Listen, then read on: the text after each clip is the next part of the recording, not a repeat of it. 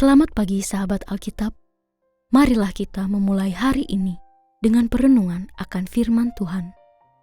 Bacaan Alkitab kita hari ini diambil dari Yesaya pasal 58 ayatnya yang pertama sampai dengan 12. Serukanlah kuat-kuat, jangan ditahan-tahan. Nyaringkanlah suaramu bagaikan sangkakala.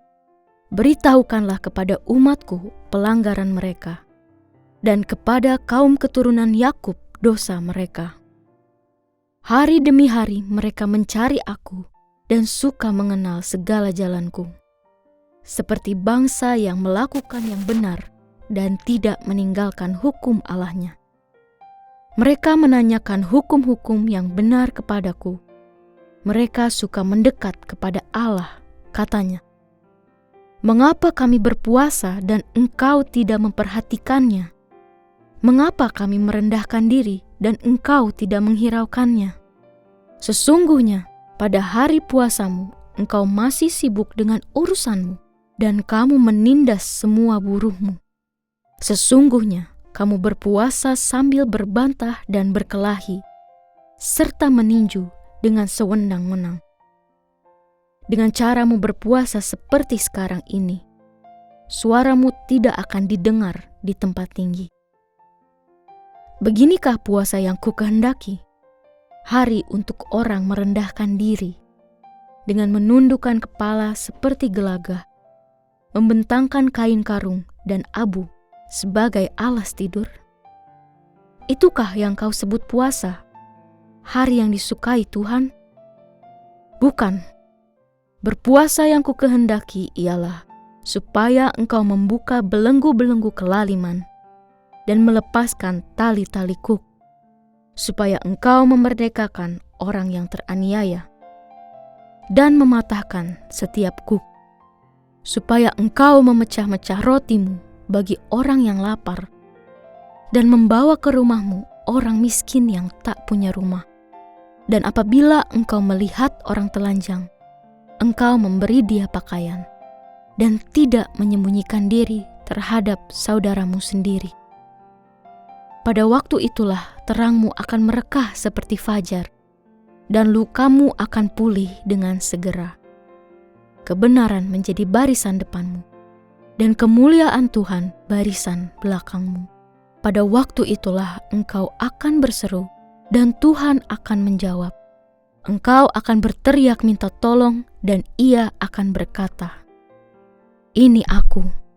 Apabila engkau tidak lagi mengenakan kuk kepada sesamamu dan tidak lagi menunjuk-nunjuk orang dengan jari dan memfitnah, apabila engkau menyerahkan kepada orang lapar makananmu sendiri dan memenuhi kebutuhan orang yang tertindas, maka terangmu akan terbit dalam gelap.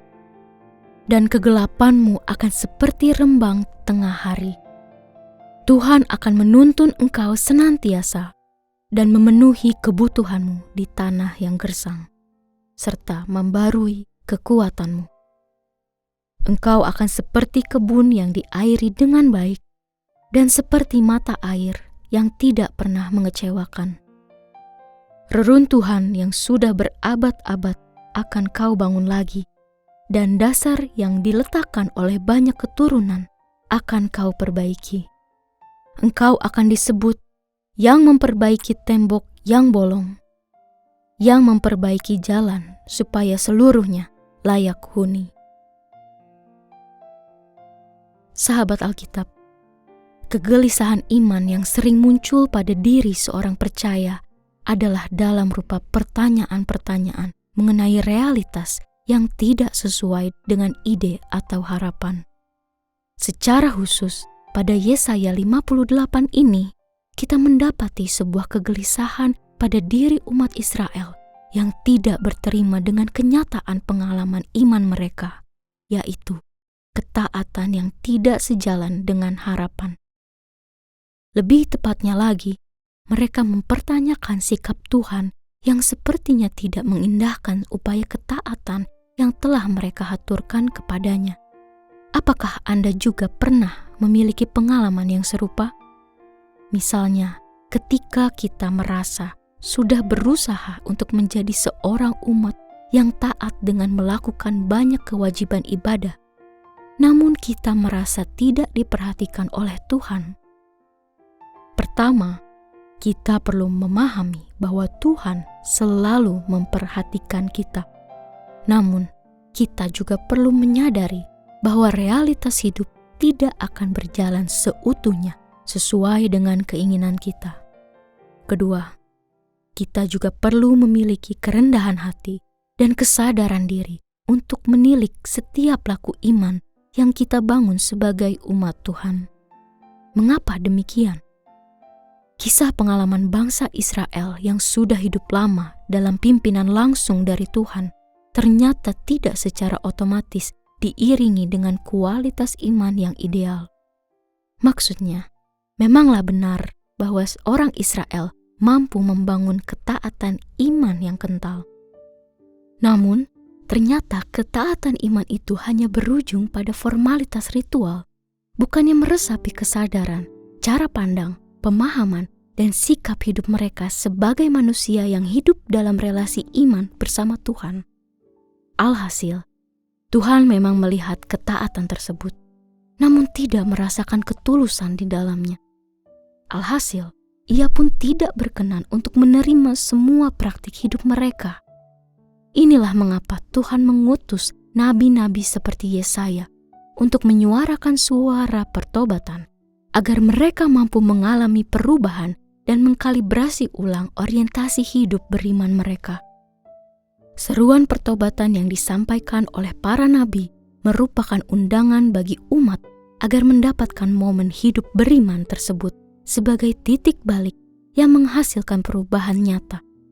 Teguran dari Tuhan adalah lugas dan tegas bahwa Ia tidak memandang kuantitas dan rutinitas tanpa celah, melainkan kualitas dan dampak nyata dari iman yang dilatih oleh umatnya.